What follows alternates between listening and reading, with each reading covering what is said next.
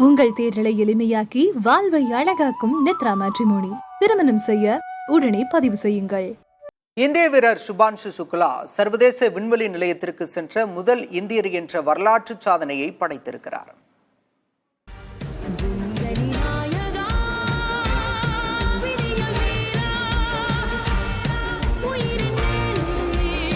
Wow, what a ride it was.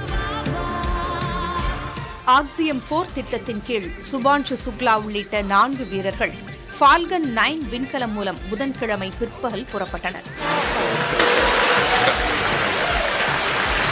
For 3 nations, a new chapter in space takes flight. Godspeed AX4. Shubhanshu Shukla இந்த திட்டத்திற்கு mission பைலட்டாக செயல்பட்டார்.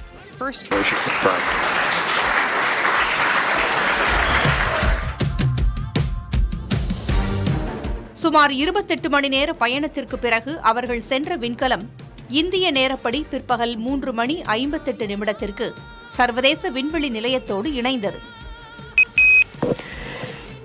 Dragon contact and soft capture complete. Dragon Grace and the Axiom Mission 4 crew have arrived to the International Space Station at 5:31 a.m. Central Time. Axiom Mission 4 and its commander Peggy Whitson, pilot Shubhanshu Shukla of ISRO. இதனைத் தொடர்ந்து dragon விண்கலனில் இருந்த சுபான்ஷு சுக்லா உள்ளிட்ட 4 வீரர்களும் விண்வெளி நிலையத்திற்குள் நுழைந்தனர்.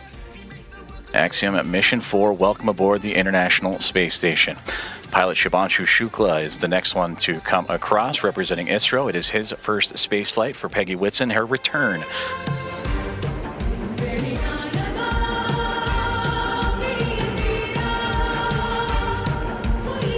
அப்போது அங்கு ஏற்கனவே ஆய்வில் ஈடுபட்டுள்ள சக விண்வெளி வீரர்கள் உற்சாக வரவேற்பளித்தனர்.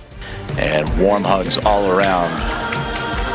And applause breaking out here inside of சர்வதேச விண்வெளி நிலையத்தில் தங்கியிருந்து சுக்லா உள்ளிட்ட 4 வீரர்களும் பயிர் வளர்ப்பு, மனித உடல் தசைகளில் ஏற்படும் மாற்றங்கள் உள்ளிட்ட 60 விதமான ஆய்வுகளை மேற்கொள்ள உள்ளனர். இதில் சுபான்ஷு சுக்லா 7 விதமான ஆய்வுகளை மேற்கொள்ள உள்ளார். We're happy to be here. It's so great to be here finally. It was a long quarantine. பூமியிலிருந்து 418 கிலோமீட்டர் தொலைவில் உள்ள சர்வதேச விண்வெளி நிலையத்தில் சுழற்சி முறையில் பல்வேறு நாட்டு வீரர்கள் ஆய்வுகளை செய்து வருகின்றனர்.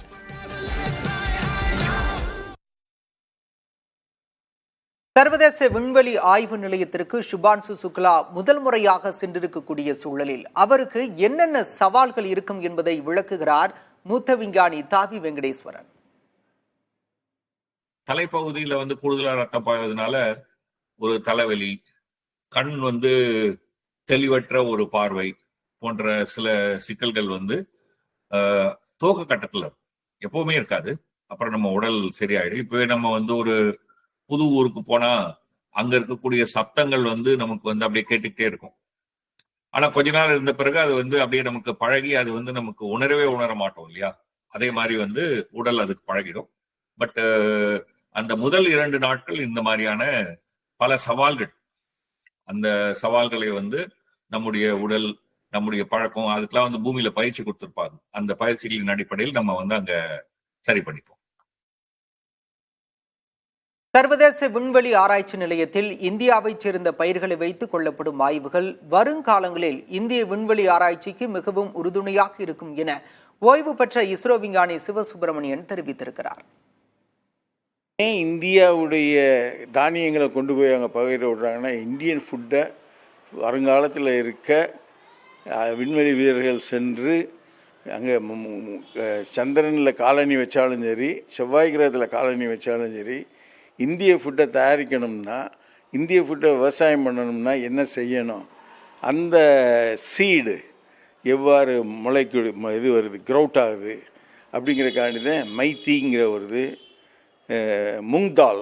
முங்தால்ங்கிற சீடெல்லாம் கொண்டு போய் அது எப்படி ஸ்ப்ரவுட் ஆகுது, அது 10 நாள் இருந்துச்சுன்னா கெட்டு போகுதா, கெட்டு போகாமல் இருக்கா, அதுக்கு அதனுடைய சத்து தன்மை, நியூட்ரியன்ஸ் எப்படி இருக்குது அப்படிங்கிறதெல்லாம் பார்க்கக்கூடிய ஆராய்ச்சி என்னுடைய 1வது கருத்தாக இருக்குது.